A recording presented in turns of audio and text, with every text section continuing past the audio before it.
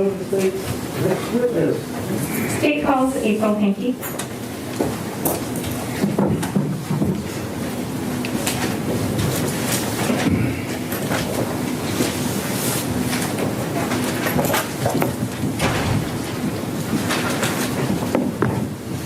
Do you solemnly swear the testimony you are about to give in this matter before the court is the truth, the whole truth, and nothing but the truth, so help you God? I do. Have a seat.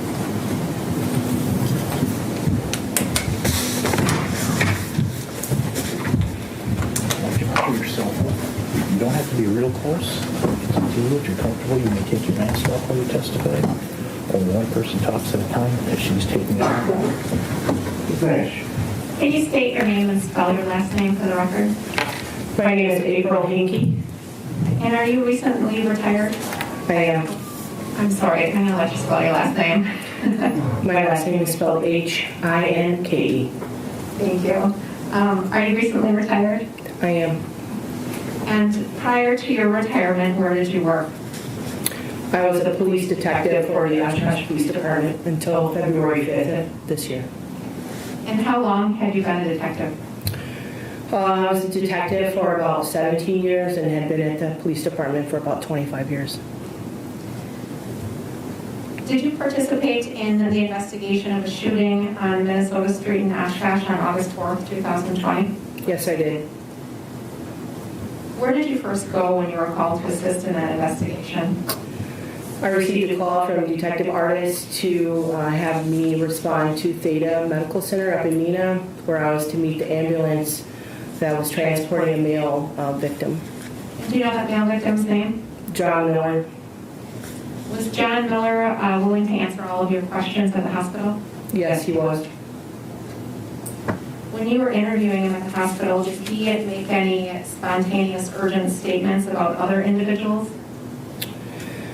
Yes, he was talking with me and then kind of sat up in the cot quickly and said, "You need to call Carla or Julie and you need to tell them they need to get out of there." Something along that lines. And do you know why he was saying that? Well, I believe Carla's his girlfriend and Julie is Rebecca's mom, and he was concerned for their safety. He followed up by making a statement to the effect of he knows where they live or where they're staying or something like that. While you were at the hospital, did John Miller give you permission to access his cell phone? Yes, he did.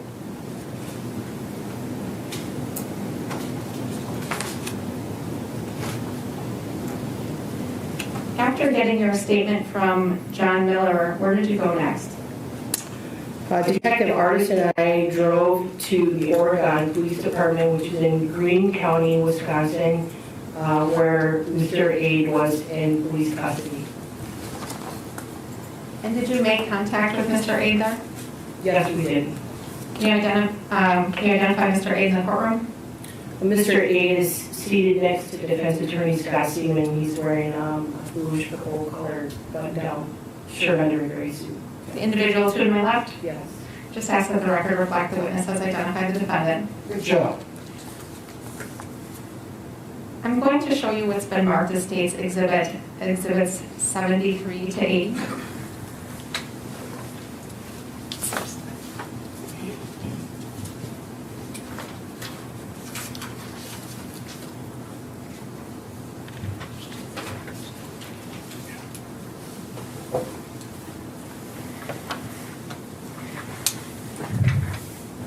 Do those appear to be pictures that you took of the defendant at the Oregon Police Department? Yes, they are. And I would just ask Your Honor that we can publish those to the jury.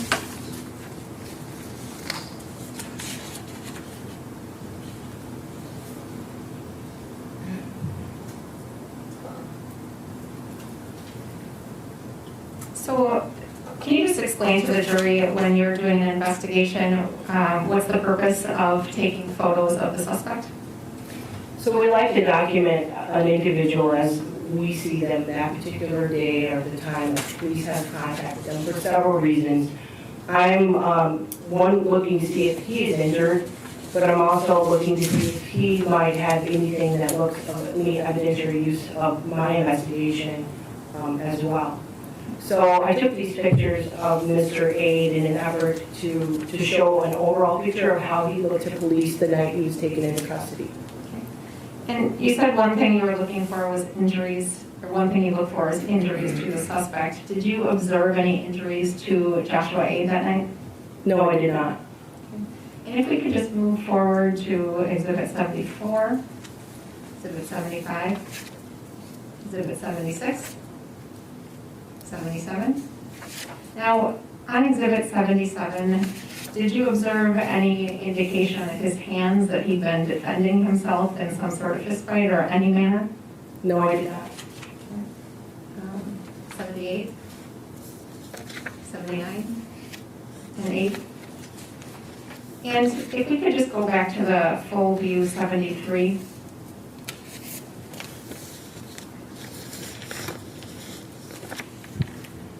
So it looks like you took a frontal picture and a back picture. Did you observe any blood on Joshua Aide?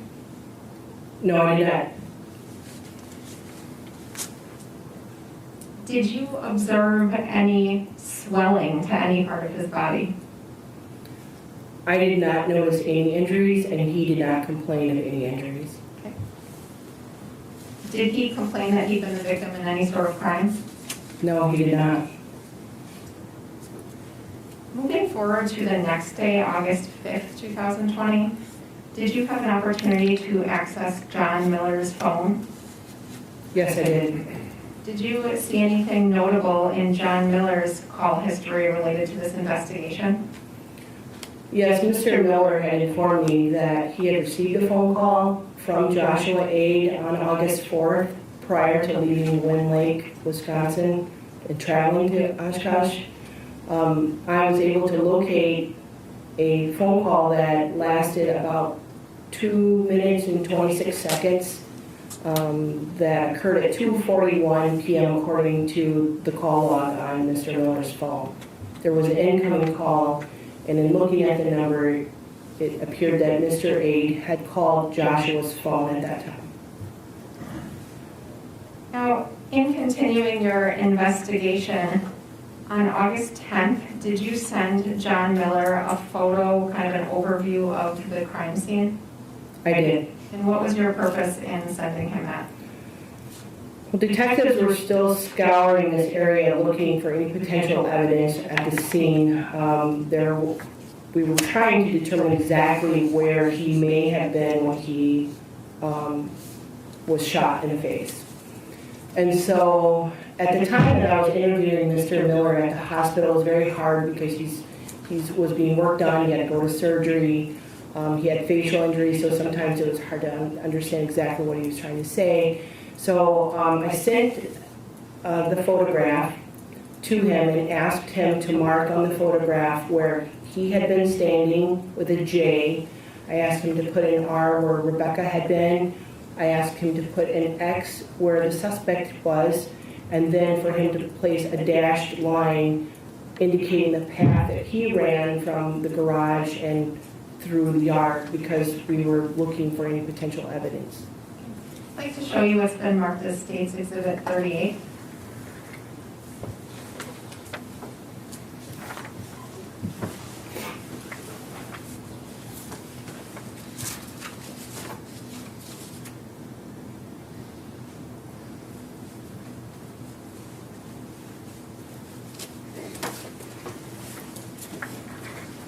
Does that appear to be the photograph that he had marked and returned to? Yes, that's the photograph, and I had placed the black box over Mr. Gruettner's body. Okay, I would just ask to publish State's Exhibit 38 to the jury. Right. So what we're seeing here is that what you just described, the R is where Mr. Miller described Rebecca as, the J is for John where he was, is that correct? Correct. Okay. And that X would be where the defendant was standing? Correct. Okay. And if we could just scroll a little bit so you can see that path there. So would the path be from the back of the car around the front and through the yard as we're seeing in that picture? Yes. Now moving forward to August 14th. Did you return to Rebecca's house? I did. And was that to continue looking for any evidence? Correct. Detective Artist, Detective Robertson, and I were still trying to piece this together with this map and just trying to go through everything that we could to locate anything more.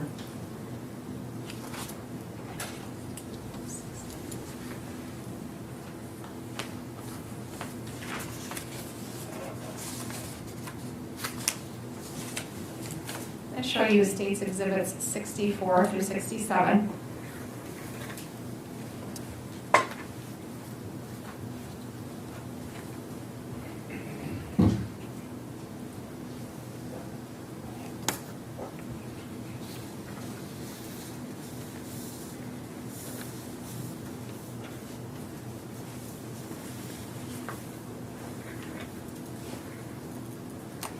Do those appear to be photos that were taken when you returned to the house on the 14th to look for more evidence?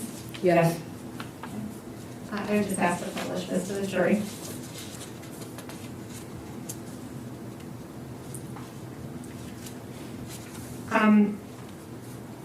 What's relevant in this photo related to additional evidence that you found? Well, as depicted in State's Exhibit 67, there was a copper or brass jacket from a bullet fired, presumably by Mr. Aide, in the direction at which Mr. Miller informed me that it was part of the path that he had taken based on his drawing. And if we could just go back to the draw.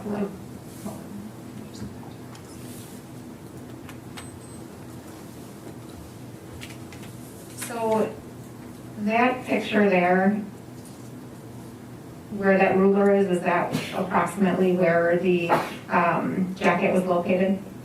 Yes. And if we go back to State's Exhibit 38, is the location of that jacket consistent with the defendant standing where John placed the X, or where John placed the X, John running around to the front of the car, and the defendant firing as he's coming around there? Absolutely.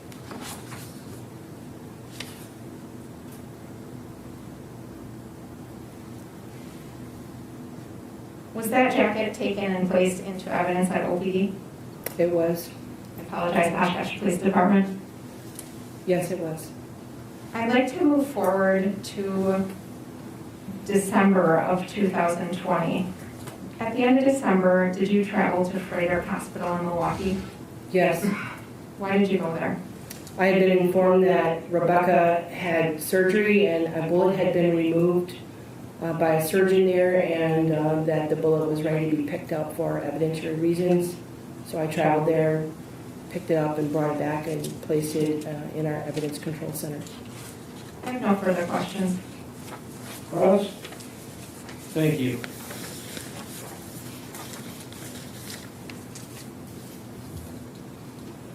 Now, Detective Hinke, at the start of your testimony, you stated at one point while you were speaking with John Miller, he stated that you needed to call Carla and Julie right away or something to that effect, correct? Yes, at some time, it wasn't right away when I started, interviewing him, but it was at some point in time during my contact with him, yes. Yeah, I meant at the start of your testimony. Oh, yes, sir. It was later in the interview, correct? Correct. And he had told you that Josh had known where they had lived, correct?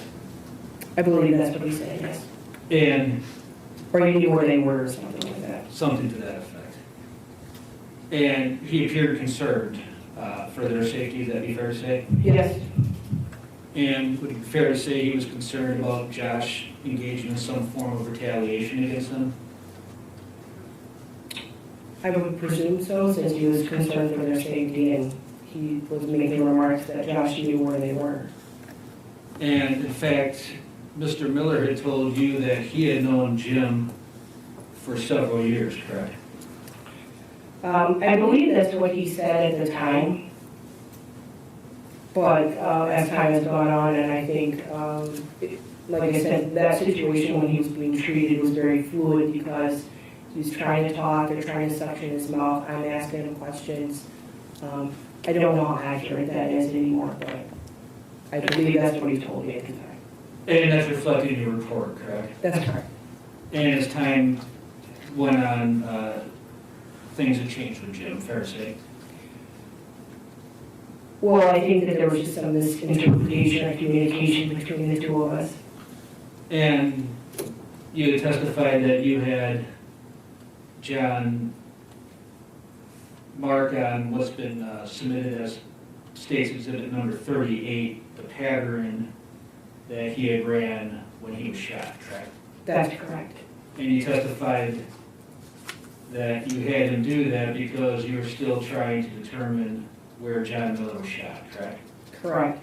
And that's because he had been giving you different versions as to where he was when he was shot, correct? No. Isn't that true that at the hospital when you spoke to him, he advised you that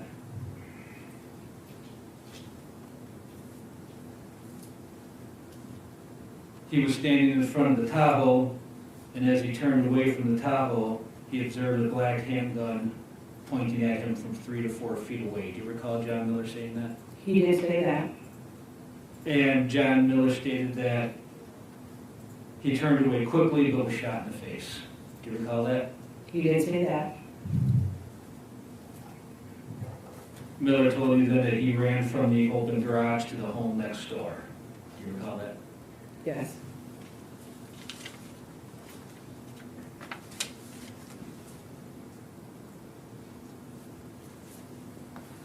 And then later, Mr. Miller had stated that after Josh had approached, he had run around the white Ford Taurus and was shot in that area between the garage and the house to attempt to flee, correct?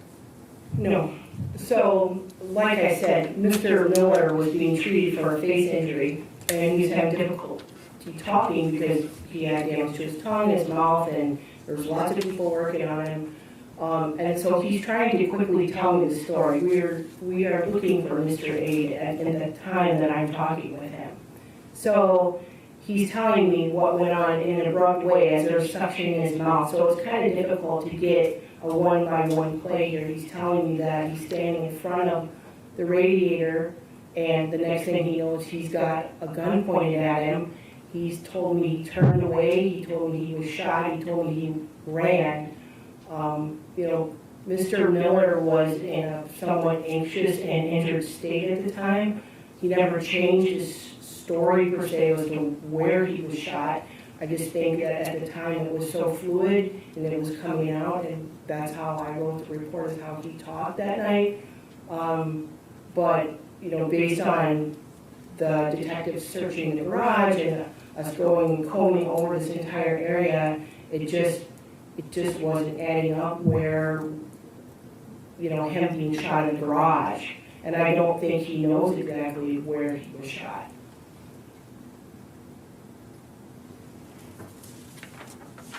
So based on the subsequent investigation, his initial statement to you just wasn't adding up, correct? No, that's not true. I think he was in a state of shock and he was injured and he was recalling what he recalled that night.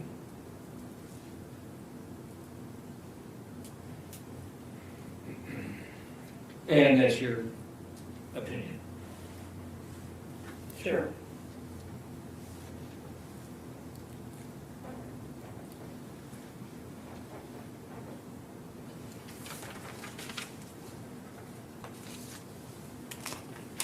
No further questions, thank you. Just a couple questions. What he told you was when the gun was pointed at him, he turned to run, is that correct? Correct. Okay. And then he provided you the path of travel that he had run? Correct, because I wasn't really able to give him that night. We just didn't have the opportunity. Sure. And when you talked to him that night, fair to say you didn't mark on the car or on the path anything that would have given you information on where exactly he might have been when he was shot? I'm sorry, restate your question. When you talked to him that night, he pretty much just indicated he turned to run and was shot, correct? Right, we didn't get into details which direction he went around the car, we didn't talk about the car being in the driveway. He just said he turned and ran. So the picture he drew is consistent with that statement and with the evidence in that it appears to show the bullet jacket where it could have went through his face if the defendant was standing on the X John drew and John was running around the front of the car. Correct, because the entry wound was to the right side of his face, and the exit wound was on the left side of his face. Which is consistent with his drawing. Correct. No further questions. But the drawing is not consistent with the initial statement he gave you that he was standing in front of the topple when he turned and was shot, correct? No, he was consistent with me throughout my contact with him. Thank you. No further questions. No further questions. Be released. State calls Heather Williams.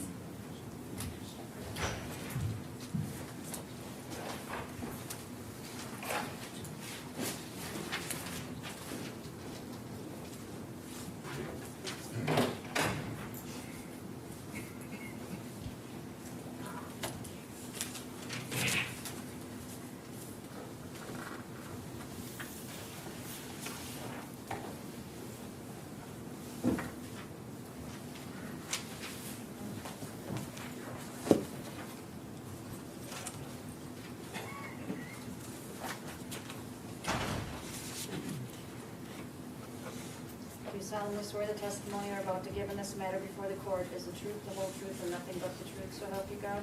I do. You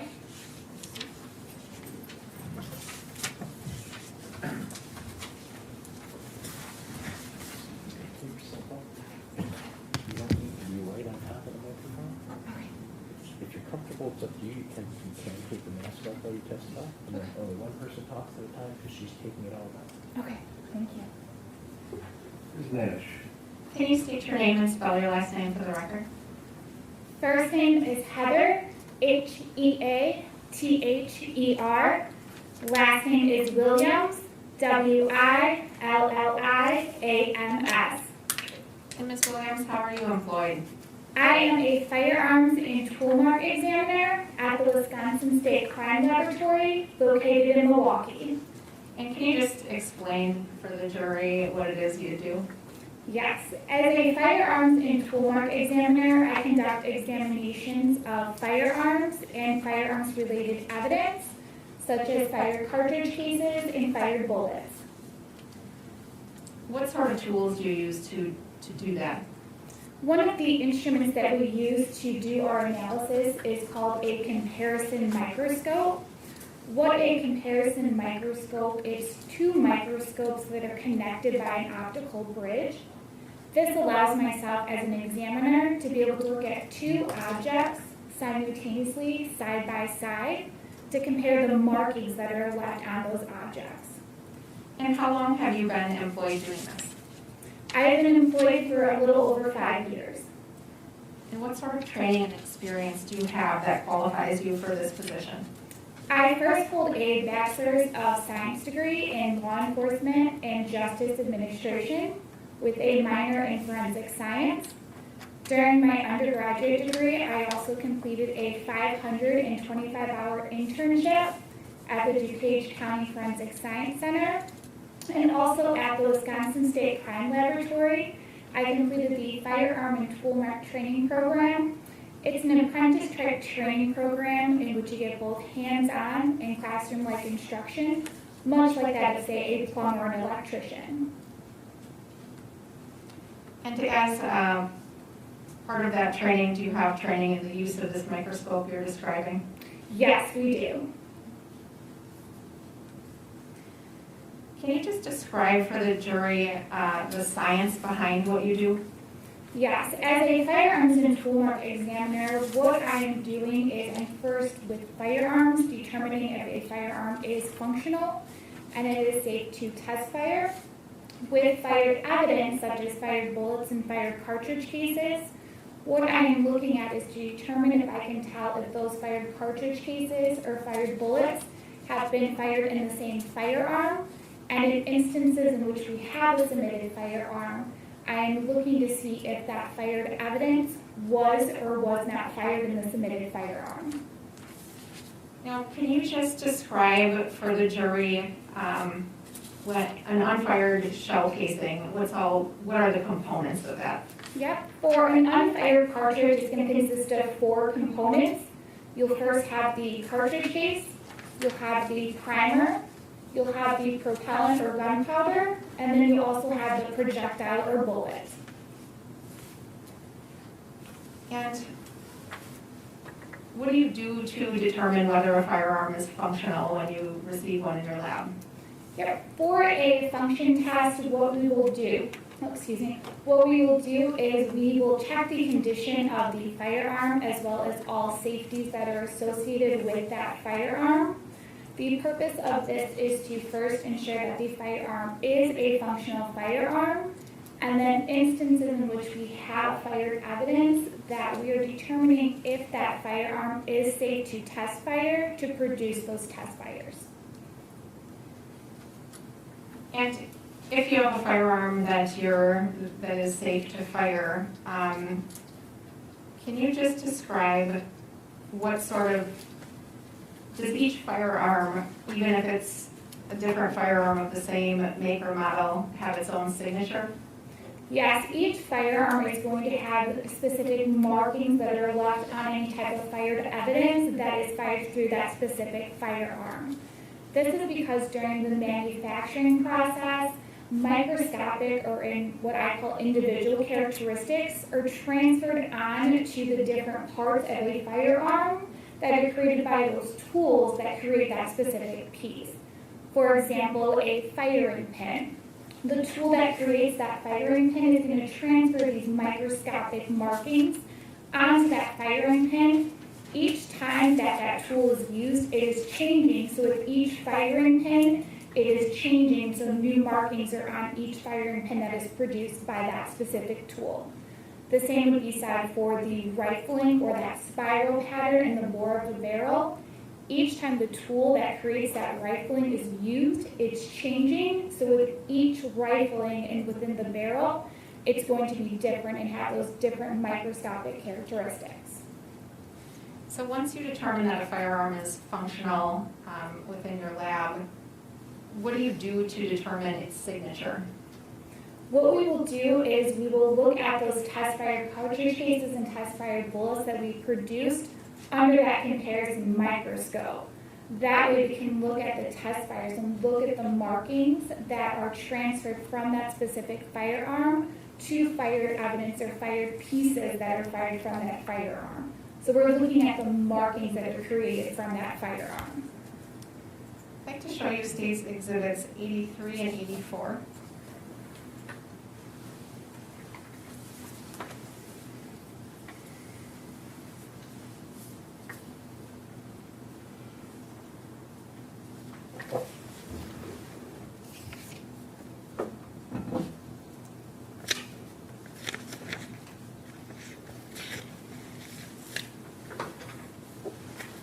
Can you just describe for the jury what Exhibit 83 is? Yes, Exhibit 83 is the laboratory receipt for this specific case. I can tell that based upon the specific laboratory number that is on here that's associated with this case, and it has the items that were submitted for this specific case. And when you're talking about this specific case, is it designated as R20-2289? Correct, yes. And the relevant parties to this are listed as Rebecca Borkowski, James Gruettner, John Miller, and Joshua Aide? Correct, yes. Can you just describe the items that you received? Yes, based upon this receipt, like item A is one sealed evidence envelope containing fired cartridge case, .380 shell. Item B is one sealed evidence envelope containing fired cartridge case, .380 shell. Item C is one sealed evidence envelope containing fired cartridge case, .380 shell. Item D is one sealed cardboard box containing handgun described as .380 Ruger LCP in holster with mag and bullets. Item E is one sealed plastic evidence bag containing fired bullet fragment reportedly collected from James Gruettner during autopsy. The second receipt for this case has item designated F. This is one sealed evidence envelope containing item described as metal jacket from possible bullet from driveway. And the third receipt for this case has item letter G, which is one heat-sealed plastic bag containing fired bullet removed from Rebecca Borkowski during surgery on 12/9/20.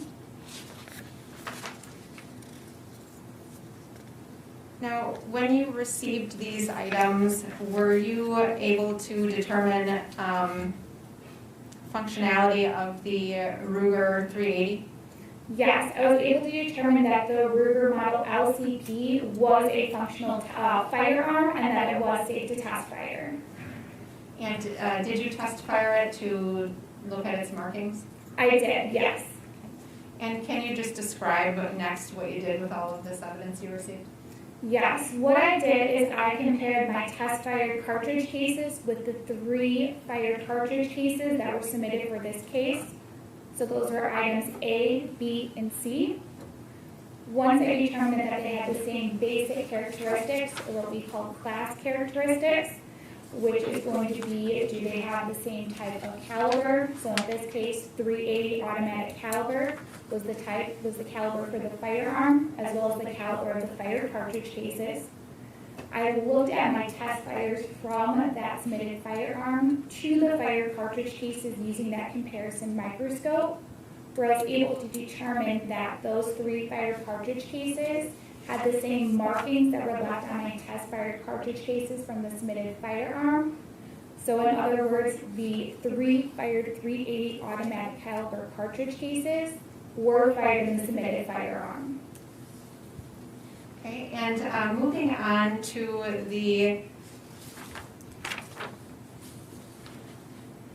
let's talk about the jacket, item F. What did you determine regarding that?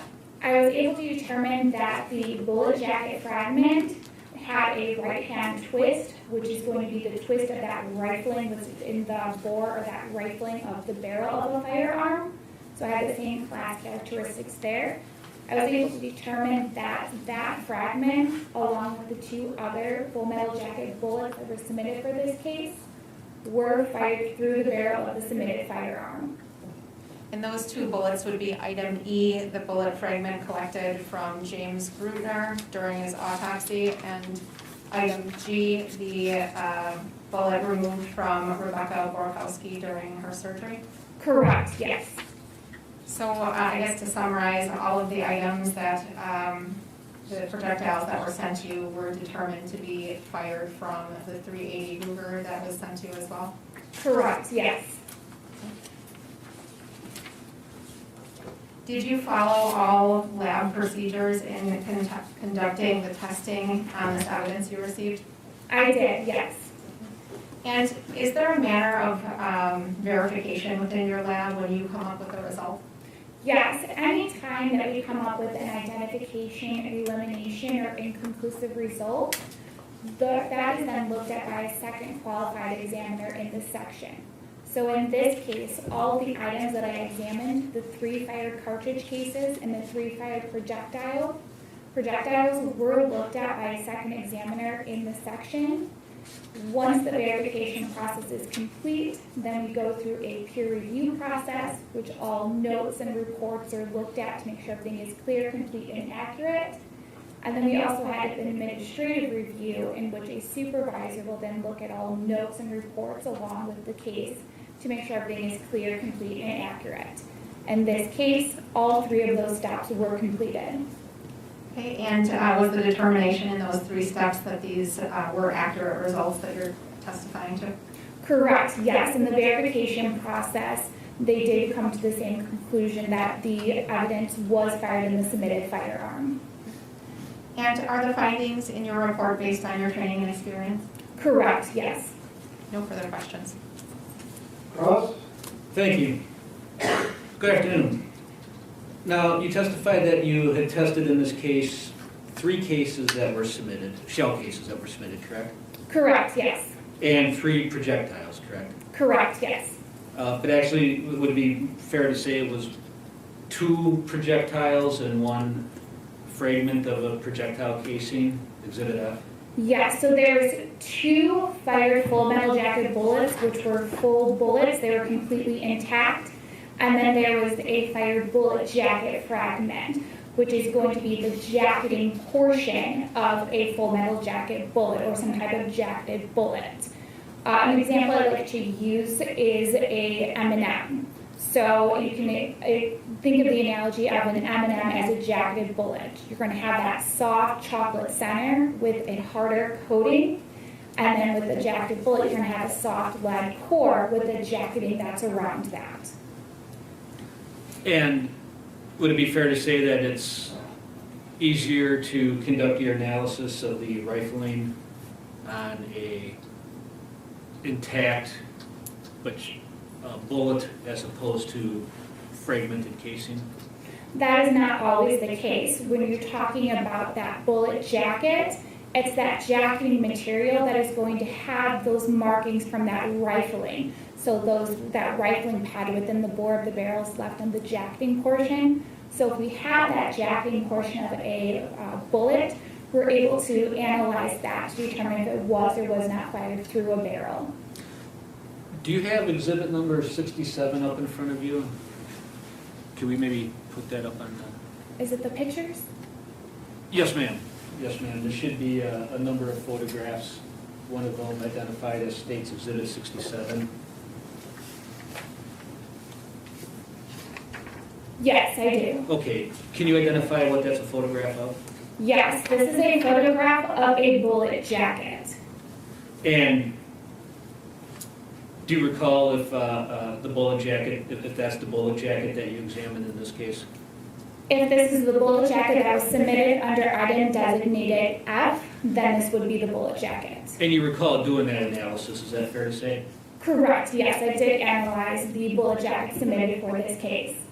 And what, if any, steps did you have to take with the jacket in this case to get a full picture of the rifling that was imprinted on the jacket? What I first do is I will look at the bullet jacket under a stereoscope so I can see what those basic or class characteristics are. So in this case, I was able to see that the direction of twist of the rifling was on a right-hand twist, so it means that the rifling is going towards the right. Then when I did my comparison analysis with the additional fired evidence and also my test fires, I used that comparison microscope. So I mounted the test fired jacket, the submitted bullet jacket to my comparison microscope, in which I looked at what lands and grooves were left on this bullet jacket to the land and groove impressions from my test fired bullet for the submitted firearm. Now, on this fragment, you didn't have the entirety of all the lands and grooves on the jacket because it was fragmented, fair to say? Correct, yes. And a right-hand twist, is that not a fairly common rifling pattern in handguns? That is, yes. Do you have an estimate as to how many handguns are produced with a right-hand twist as opposed to a left-hand twist? I do not know. And in fact, that's to give the bullet, the projectile, a spiraling effect when it's fired, correct? Correct, yes, that's what the rifling is. And are you aware, in fact, that there are any handguns made with a left-hand twist? Yes, there are. The vast majority right-hand? To my recollection, most are right-handed twist, yes.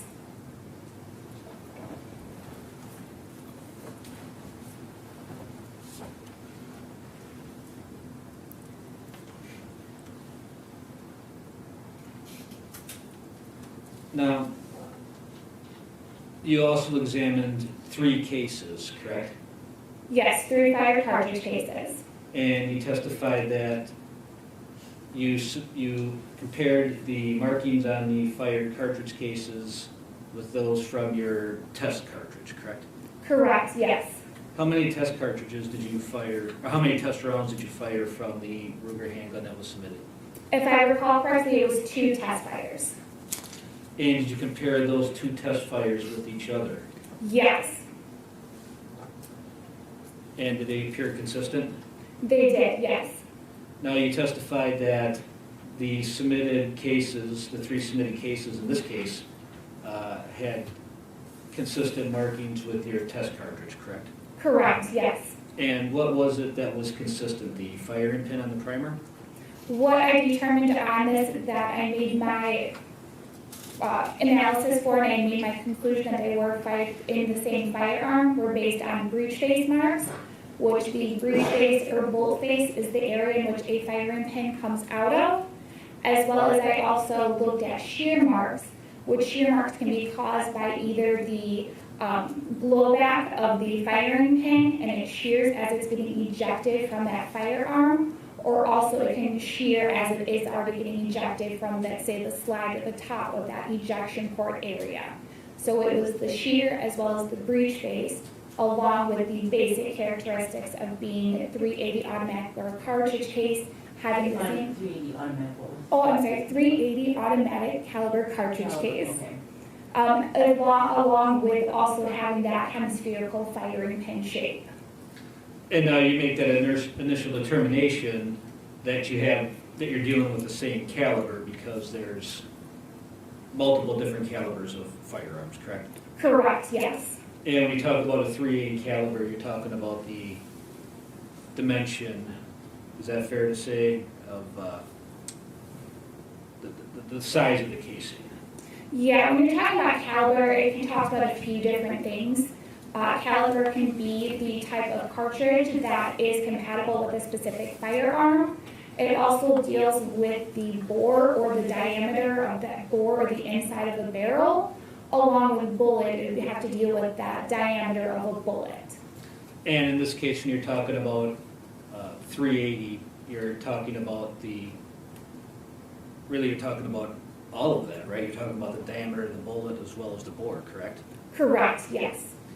And that's an industry standard for 380 caliber, or any calibration of a firearm. That's set as an industry standard for the size of projectiles, correct? Correct, yes. Because there's a lot of different makes of 380 caliber firearms, correct? Correct, yes. And there's a lot of different manufacturers of 380 caliber ammunition, fair to say? Correct, yes. And so you know that there's an industry standard that governs the sizing of 380 caliber ammunition to be compatible with all the various types of 380 firearms. Is that fair to say? Yes, correct. And so 380 caliber firearms, regardless of the make, to have the same size bore to shoot the same size ammunition, correct? Correct, yes. And that would be same with the extractors as well, correct?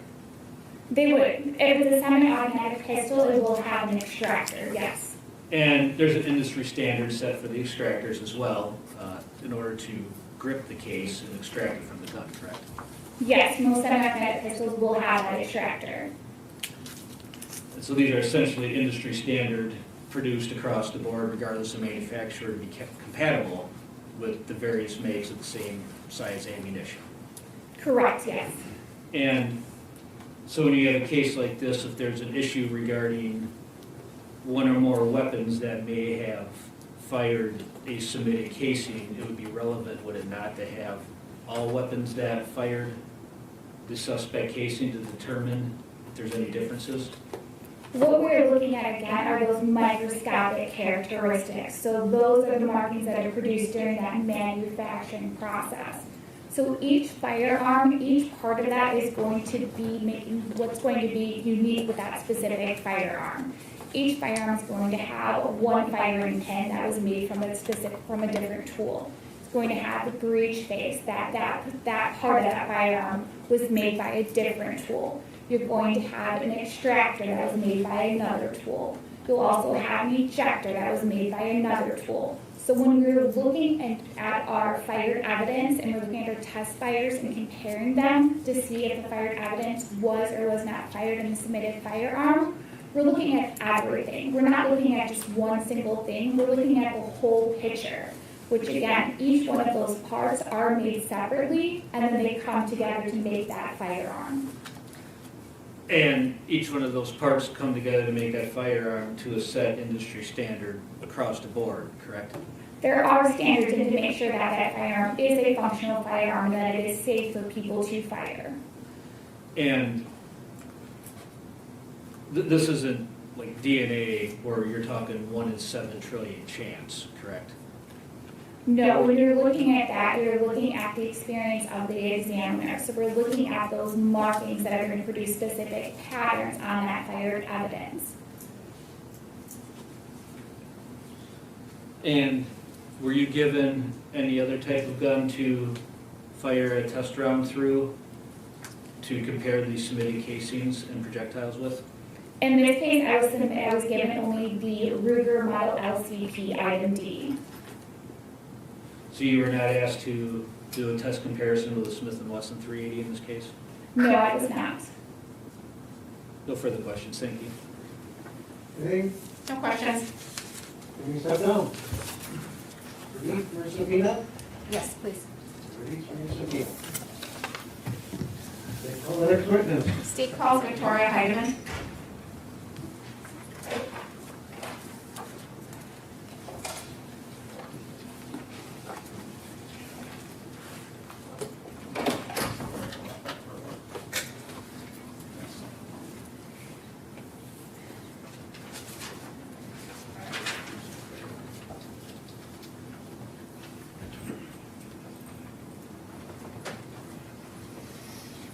Come over here in the end, raise your hand for us. Do you solemnly swear the testimony you're about to give in this matter before the court is the truth, the whole truth, and nothing but the truth, so help you God? Would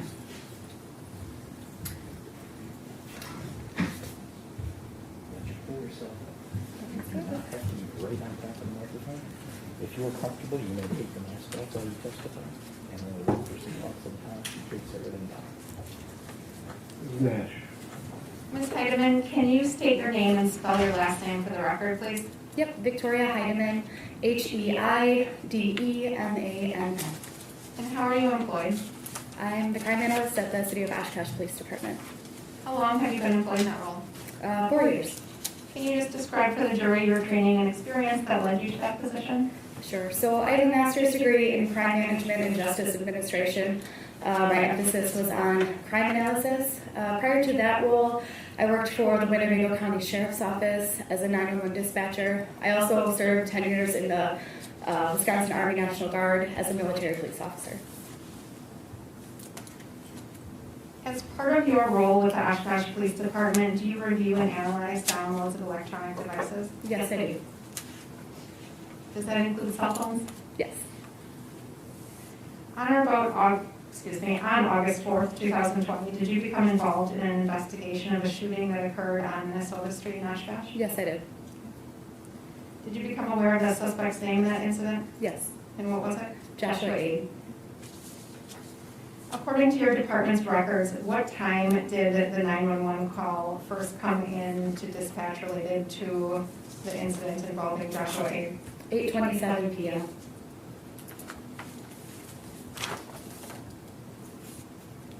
And when was that uploaded to officers? So that was put into our CADS, it's our computer automated dispatch system. It's how they get their calls at 8:29. What was your role in the investigation that night? That night, I got a call at home.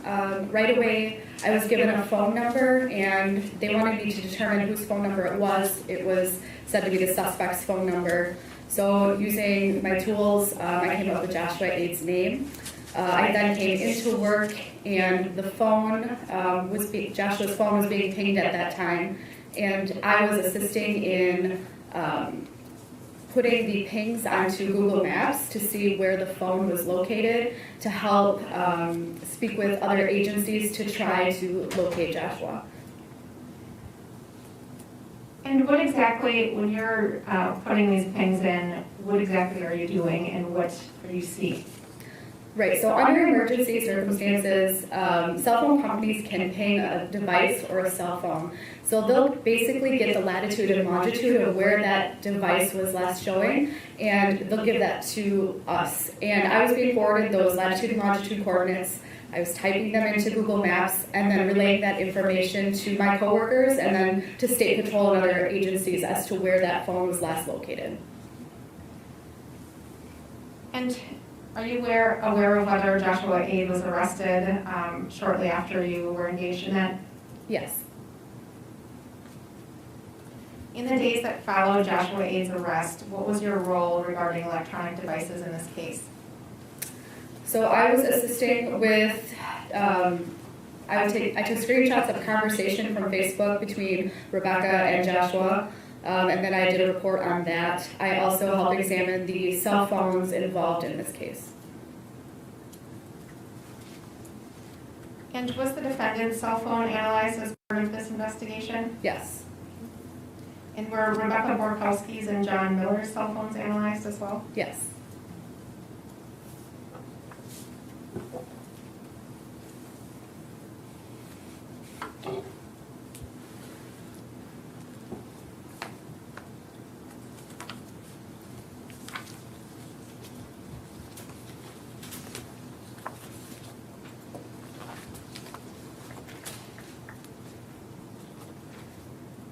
I'm going to hand you what's been marked as State's Exhibit 88 as well as State's Exhibits 14 through 20.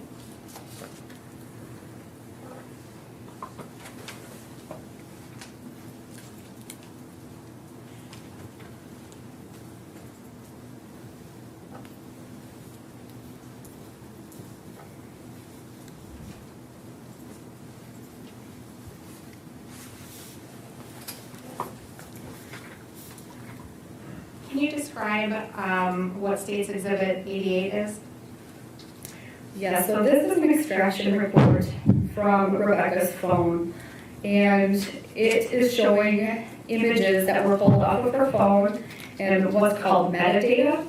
So metadata is listed in this first box right here. You can think of it as a fingerprint of a cell phone. So it'll tell you what type of phone took that image, the date and time, and that's like the forever stamp that's on that photo. So this is a copy of that. Your Honor, I would move to admit State's exhibit. I'm sorry, I think it's already been admitted into evidence. It has. Thank you. I would, regarding State's Exhibits 14 through 17 that you have before you, do those photographs show up as thumbnails on this extraction report? Yes. Your Honor, I would just ask to publish those to the jury as we go through them. See if that previously marked that accepted.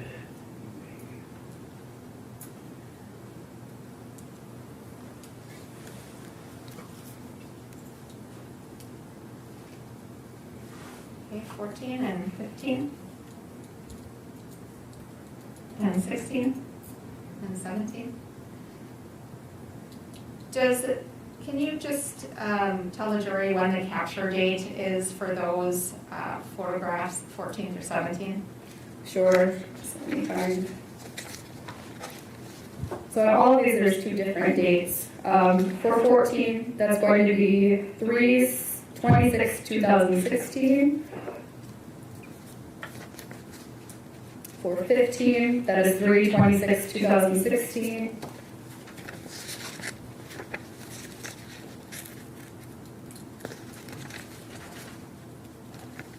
This is the same photo, sorry. Okay. For 16, it is 3/26/2016.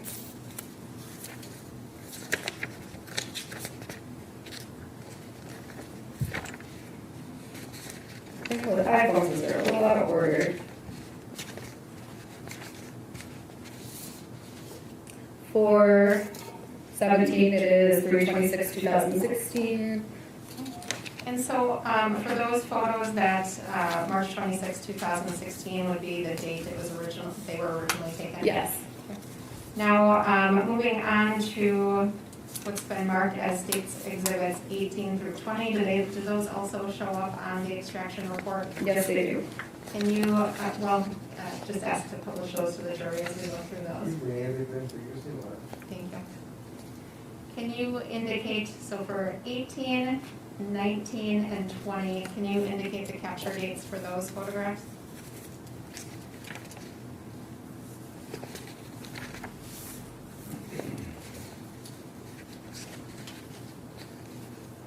They are 9/16/2018.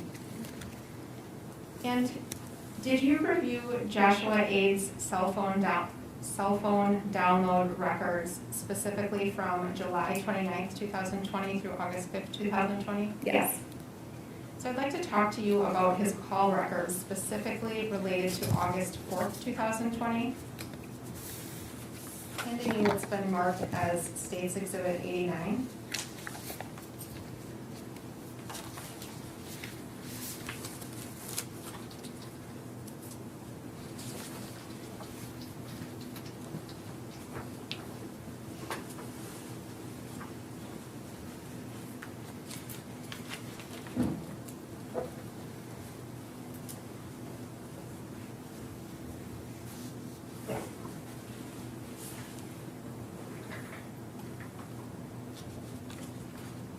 Does that appear to reflect the defendant's call log from August 4th, 2020? Yes. I would ask to, or move to admit States Exhibit 89 into evidence. Any objection? No objection. Receive exhibit 89. So I'd like to direct your attention to the page numbered 6, so we can talk about calls specifically on August 4th, 2020. Directing you to call labeled 56. Does this reflect a call from the defendant to a phone number associated with John Miller? Yes. And what time was that call? That is at 2:41. And how long was it? 2 minutes and 26 seconds. The defendant's next call, 55, who was that call to? That is to Rebecca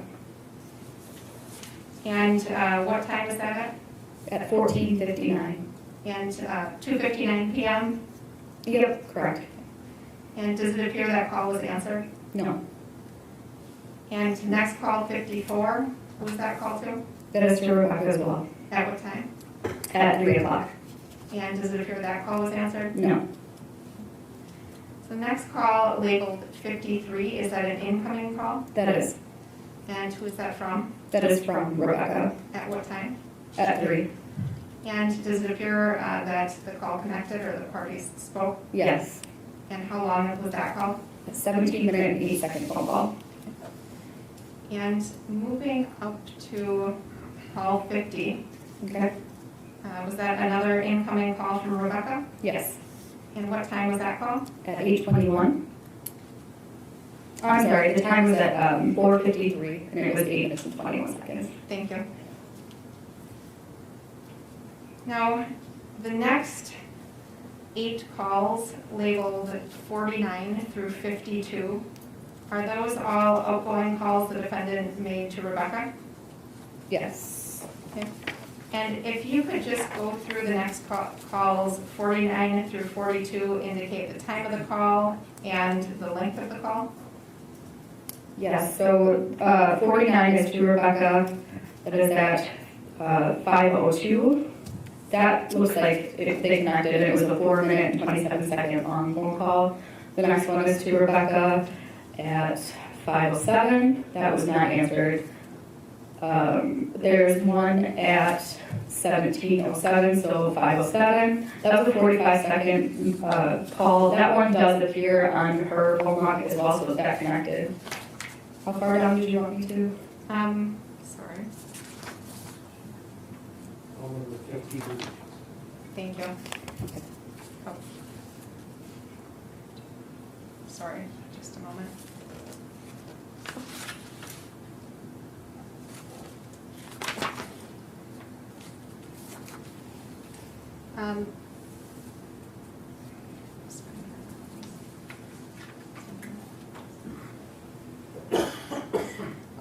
excuse me, through 42. Through 42, okay, so going to the right. All right. So we are on 46. So this is another outgoing call to Rebecca at 5:08, 3 seconds, so that was not answered. This is another one to Rebecca, the next one up at 5:08 again. That's 1 minute and 52 seconds. I'm not sure if that was answered. Another outgoing call to Rebecca at 5:10, that was not answered. Another one at 5:11, 2 seconds, not answered. Another one to Rebecca, and this is 42 at 5:11. That is a 12-minute and 55-second call. Now, moving on to call labeled 40, is that a call Rebecca made to the defendant? Yes, And what time was that call? 5:29, How long was that call? 15 minutes and 53 seconds. Now, based on your review of both Rebecca's call log and the defendant's call log, would that be the last time the parties spoke that night? Yes. Now, I'd like to move on to the next 31 calls labeled 39 through 9. What time period does that group of calls reflect? So 39 starts at 6:36 p.m. And then if we move on to 9, on page 1, that is at 8:05 p.m. And were those all outgoing calls? They were Who did the defendant make those calls to? to Rebecca. Can you just go through and tell the jury the time that Joshua made each of those calls from 39 to 9? Yes. 39 is at 6:36, 38 at 6:37, 37 at 6:38, 36 is at 6:39, 35 is at 6:40, 34 is at 6:41, 33 at 6:44, 32 at 6:50, 31 at 6:56, 30 is at 7:01, 29 is at 7:02, 28 7:02, 27 7:03, 26 7:04, 25 7:04, 24 7:11, 23 7:12, 22 7:21, 21 7:22, 20 is at 7:22, 19 7:30, 18 7:31, 17 7:32, 16 7:32, 15 7:42, 14 7:48, 13 7:49, 12 is at 8 o'clock, 11 8:04, 10 8:05, and again at 9, or number 9 at 8:05. So the last call made to Rebecca was at 8:05 p.m. on August 4th? Yes. Well, then there's another call at, Well, prior to Right. the 911 call, was that? Correct, yes. Okay, thank you.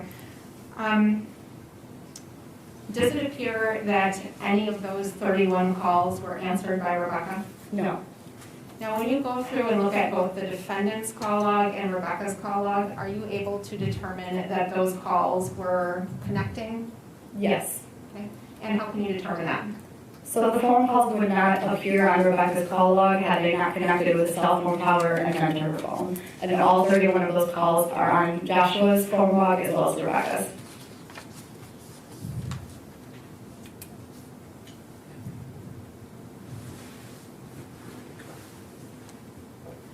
So 31 calls in 90 minutes, that's about a call to Rebecca every 3 minutes for an hour and a half while she didn't answer? Yes.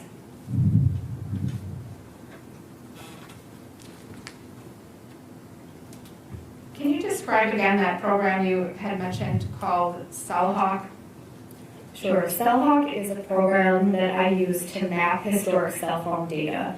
So law enforcement agencies can request this data from cell companies, and they give it to a format where you upload it to the program, and then it plots out where a cell phone or a device is connecting to a tower. So you can see a movement of that device on a map, so it's easy to read. And did you, When you reviewed Joshua's phone, were you able to put coordinates for his cell tower connections into CellHawk and come up with a map of his travel? Yes. Okay. And I'd like to show you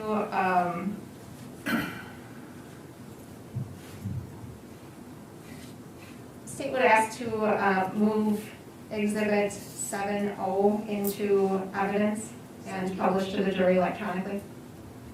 Any objection? No objection. I received the exhibit. If we could just turn down the lights as well for this one.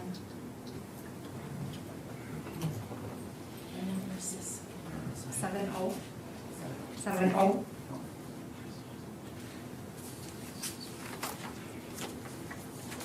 So I'm going to play the video and then stop at 40 seconds just for a couple questions.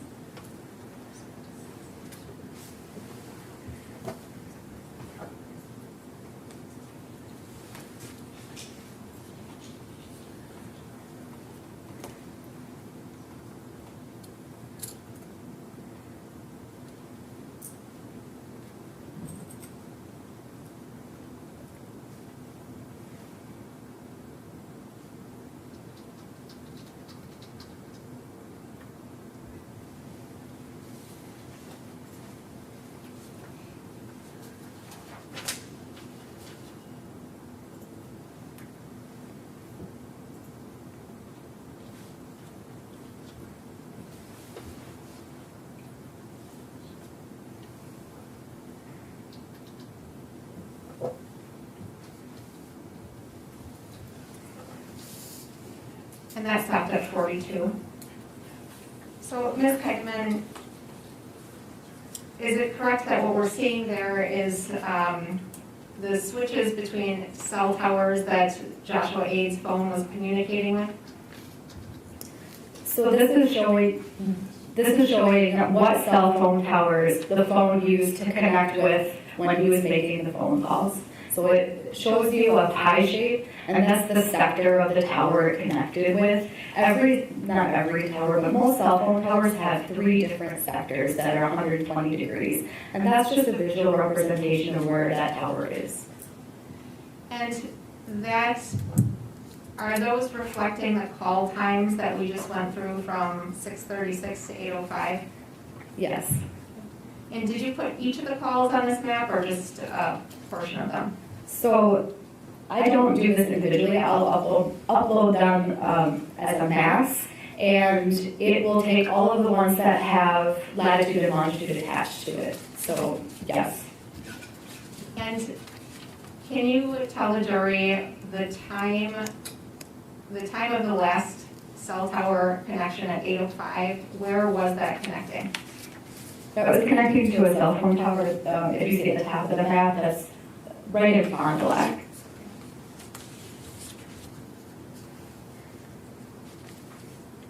And again, the 911 call came in at 8:27 p.m.? Yes.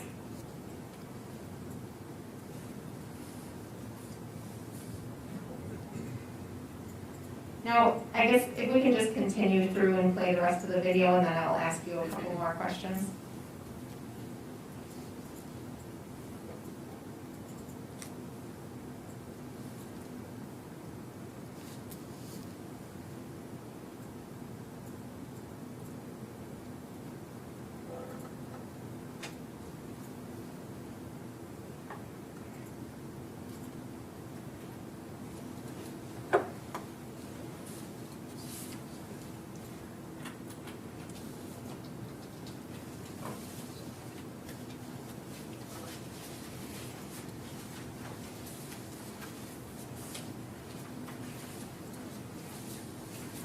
Now, does that reflect connections heading back toward the Madison-Monticello area? Yes. Yeah, I'd like to show you 2 exhibits marked States Exhibit 90 and 91.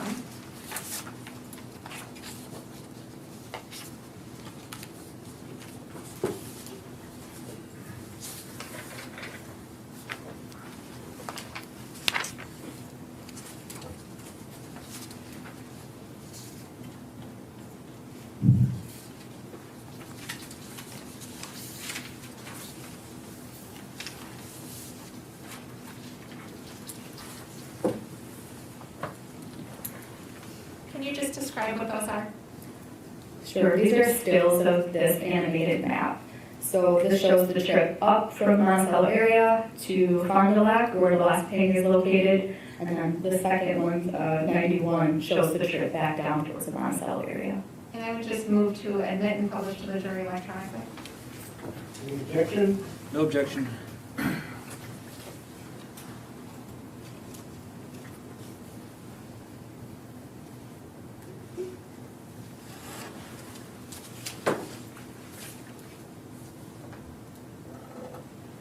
So again, we're seeing as time passes, these calls are connecting with towers moving toward the Oshkosh area. Yes, And the final tower connection is in Fond du Lac at 8:05 p.m. yes. And on this map here, there's not 31 entries. Can you explain what you did to create this? Sometimes the cell phone will connect with the tower more than once. If I had tried to put every single entry on here, it would be very cluttered. So I tried to just get the general direction of the pings or the connections. Makes sense. And if I could show you State's Exhibit 91 on the screen. So is that the furthest north call, the furthest north tower communication? Where is that and what time was that connecting? So yeah, so that is on the trip back, and that's in the Waupun area. It's at 9:06 p.m. So previous was 8:05, and then the next connection I'm able to show with the cell phone towers is 9:06. Okay. So when we're talking about the trip there, the last connection at 8:05 in Fond du Lac, do you know approximately the distance between Fond du Lac and Oshkosh? I had previously checked the distance between that tower and the address at 1715 Minnesota, and it was about 18.9 miles, or approximately 22 minutes, and that was per Google Maps. And from Oshkosh to that northernmost entry there, cell tower In Waupun. location in Waupun, Yeah. do you know what the distance there? About 30 miles. Okay. And that's at what time? 9:06 p.m.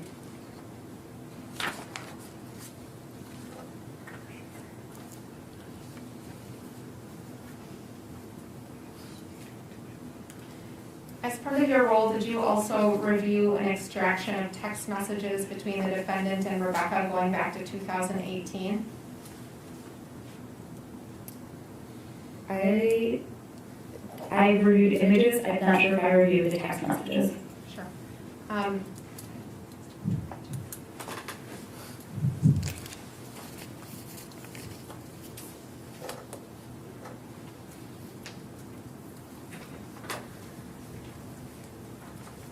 going to show you State's Exhibit 22 and just ask if this appears to be a printout of text messages between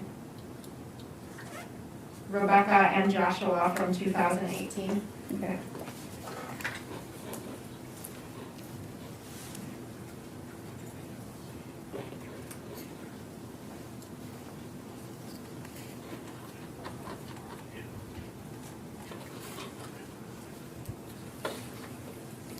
Yes, that's what these are.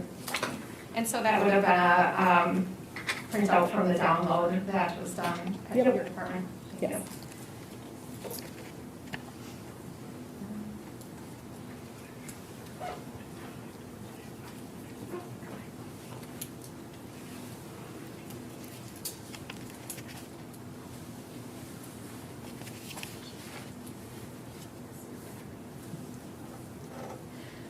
Going back to the call log, the defendant's call log, State's Exhibit 89.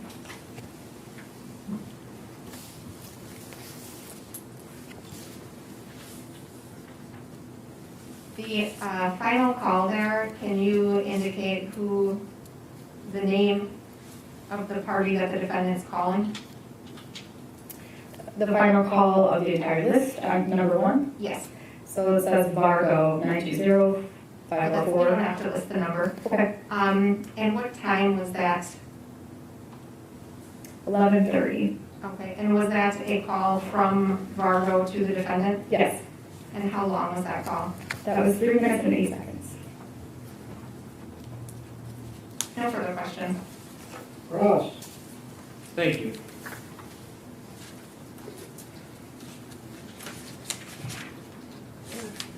Now, just looking at exhibit number 89, since you still have that in your hand, you do, correct? I do. Now, that shows, and I'm going to direct you to item number 61 on page 6. And that is from August 2nd, 2020, correct? I'm sorry, where are you looking? On page 6? Yeah, number 61. Okay, sorry about that. Okay, yep, that is August 2nd. And that's a call from Becky's cell phone to Josh, correct? Yes, And you could tell that connected and they talked for an hour and 10 minutes and 10 seconds, correct? that's right. And then we'll go to August 4th. Now, looking at number 53, number 50, and number 40. You see those three? I do.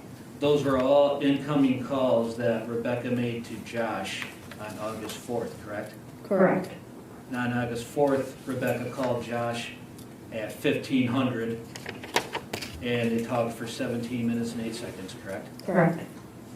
And then on the 4th later, she called Josh at 1643, and they talked for 8 minutes and 21 seconds, correct? 1653. It was 1653. I stand corrected, you're right, 1653.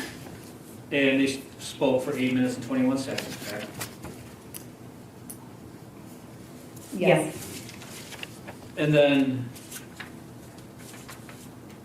the last call, number 40 that I asked you to look at, was a call from Rebecca to Josh on August 4th at 17:29, correct? That's right. And they talked for 15 minutes and 53 seconds. Yes. And then after that, from number 40 on, are these calls that Josh had made to Rebecca outgoing that went unanswered that you testified about previously, correct?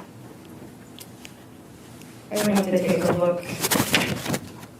I'm not going to ask you to read down all of them, so why don't you just take a glance? Because Yes, that's what it appears.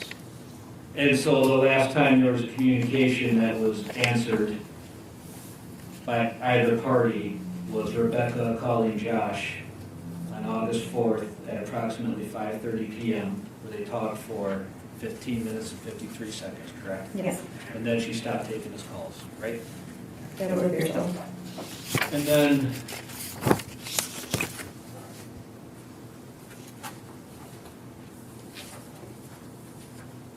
looking at State's Exhibit number 90, the map, Okay. and number 91. Yep.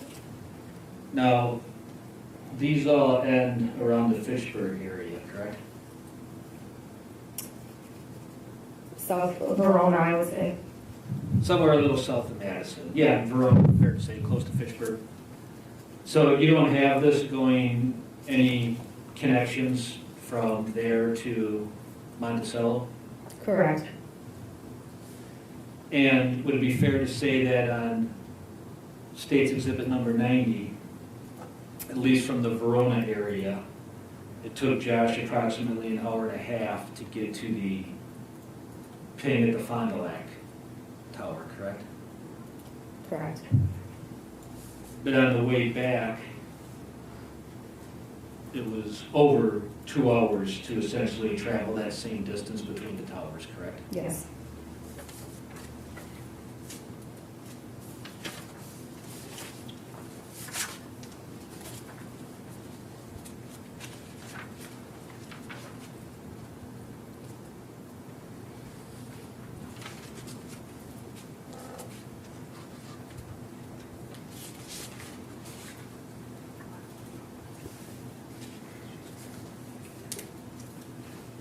No further questions, thank you.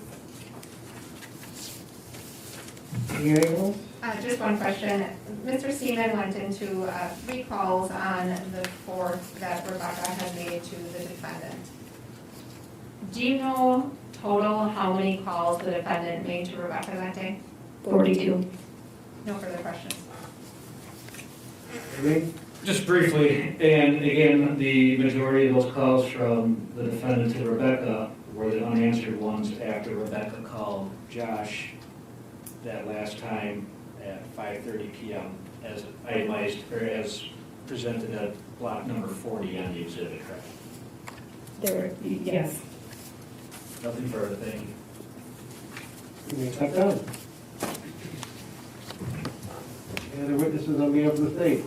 No other witnesses. The state would just move in any exhibits 1 through 91, including the thumb drive exhibit 7, A through O, and with that, the state would rest.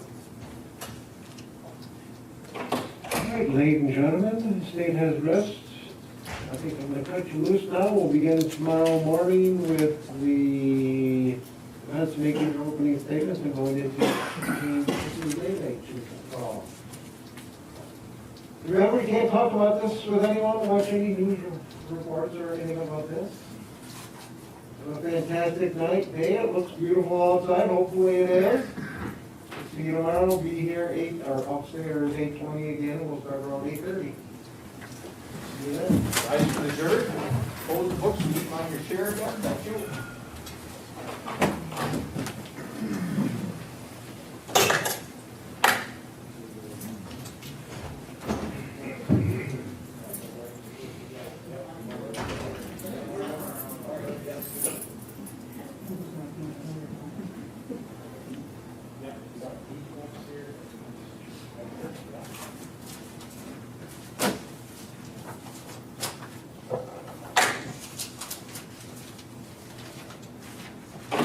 Please be seated.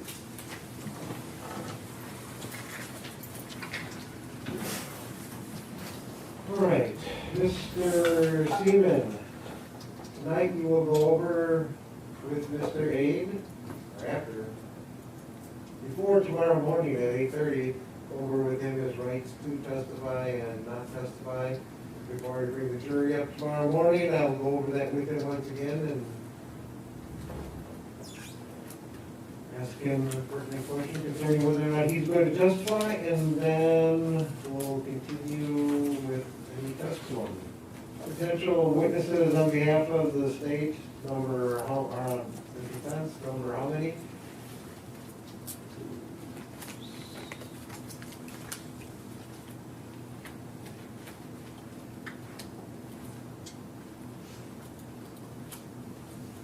Four. So if the state has any rebuttal, have it here 12:30. You will, thank you. And anything else we need to put on the record before we break for the rest of the day from the state's perspective? No, Your Honor. Defense? No, Your Honor. We'll see you tomorrow morning.